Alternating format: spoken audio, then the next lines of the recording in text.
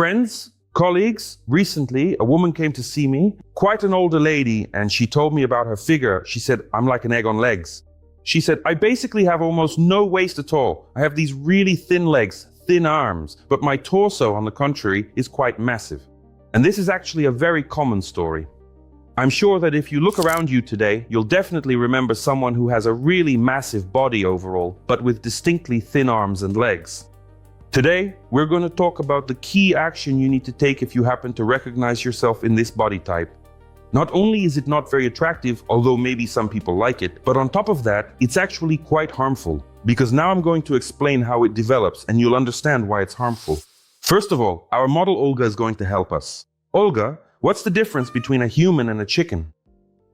She doesn't know. The thing is, inside the human body there is a diaphragm. In a chicken, it's one continuous cavity throughout, but in us, a wall separates the chest and abdominal cavities. And it's the diaphragm that separates the chest cavity from the abdominal cavity. And it exists like this. The dome of the diaphragm is actually quite high. So when we inhale, we draw air into the chest cavity like a piston, and when we exhale, we release it. The thing is, as we've said many times, the process of inhalation is active because the diaphragm contracts. But the process of exhalation is passive. Because the diaphragm relaxes, and due to the elasticity of the chest cavity, the air leaves the chest on its own. However, in a huge number of cases, our diaphragm is very tense. This leads to the dome of the diaphragm dropping down quite a lot.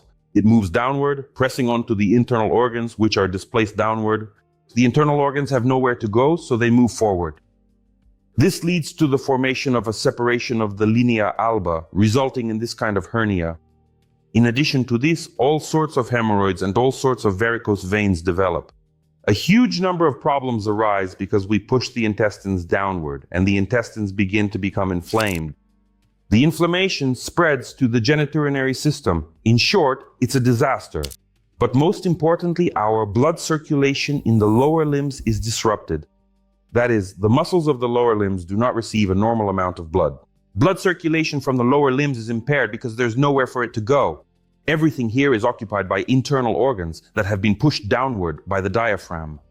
And accordingly, the same thing happens with the upper limbs. We won't go into the details. The main thing is that the instructions for use are the same for the lower limbs, the upper limbs, and for a protruding belly. So, if you want a slimmer waist, and if you want to have those little dimples here by the diaphragm, listen very closely now. I do not recommend this exercise at all. This exercise should ideally be performed on a full stomach, but you must proceed with a great deal of caution if you suffer from gastric reflux or frequent heartburn. Additionally, it is important to be very careful if you have high blood pressure. This is because we are going to focus on relaxing the diaphragm muscle now, and we will achieve this by applying a steady, firm pressure directly to the area to help it release. This pressure will be felt by the diaphragm as even more compression of it. And as a result, the brain will receive a signal about the excessive compression of the diaphragm and will relax it. However, while we are compressing the diaphragm, if you have stomach problems, gastric juice may reflux into the esophagus. That's why it should be done on an empty stomach. And secondly, if you have problems with high blood pressure, then the aorta, which also passes through the diaphragm, can be compressed, and this can be dangerous if you have hypertension.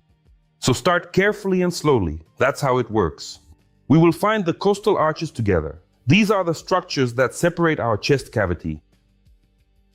First, we carefully palpate the area. Then we try to gently insert our fingers under the costal arches. Usually this doesn't work right away. It's simply too stiff. So what we do instead is take our hands, place them firmly under the costal arches, and then slowly lean our body forward. This allows us to reduce the tension in the abdominal wall.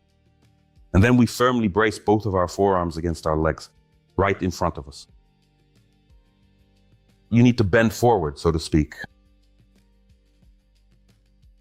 And then breathe inside there. Your thumbs should both be facing each other. At some point in time, you should let go. It's completely natural and normal if you start to get a little bit irritated. It's actually good if you're feeling irritated right now. Does that mean your diaphragm is irritating you or not really?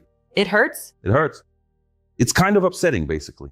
It's upsetting. This emotion that you have right now, you feel sorry for yourself. You feel sorry. Exactly. That's wonderful. To torment yourself. You're tormenting me, so I'll endure it and tense my diaphragm. Or if something really starts to annoy me, I'll suppress my anger and tighten up my diaphragm. If I'm scared that something inside me is about to tear and I'll die, then that means I'm suppressing my fear and tensing my diaphragm. It's the most tense spot in the body. Take a look. We also have, well, these incredibly powerful jaw muscles, the mega jaw muscles.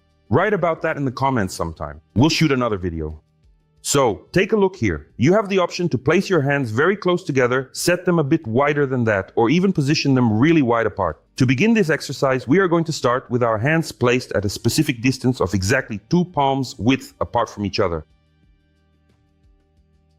You really need to make sure that you press both of your hands firmly right against your knees. But remember, you don't have to torture yourself at all. Just try to lift your body up a little bit at a time.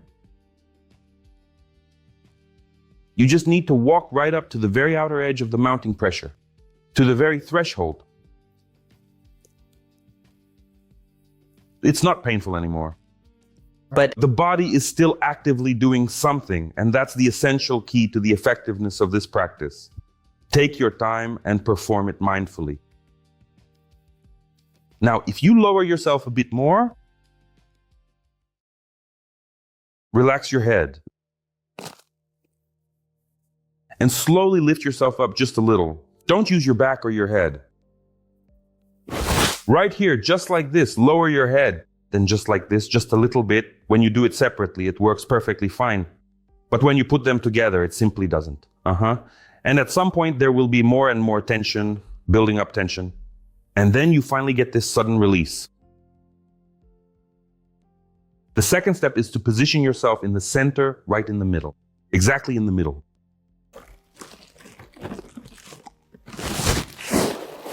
It's like you bring your elbows together and then have more compassion for yourself. At some point in time, you feel a palpable sense of tension, a growing sensation, and then suddenly, at some moment, it finally lets you go. And maybe you even feel a lump in your throat or some kind of trembling that runs through your body. This means that your autonomic nervous system has accepted the challenge and after a while will start to relax your diaphragm. Friends, it's strange to record this message because in my native language, Russian, I have about 2.5 million subscribers. These are people who are genuinely interested in the human body, in how, with the help of hands and simple breathing and meditative techniques, you can bring the body to its best possible state. I see how much the knowledge I share helps Russian-speaking people, and it's important to me to bring this knowledge to people all over the world as well. So please subscribe and give a like so that others can also join in and access this very valuable information.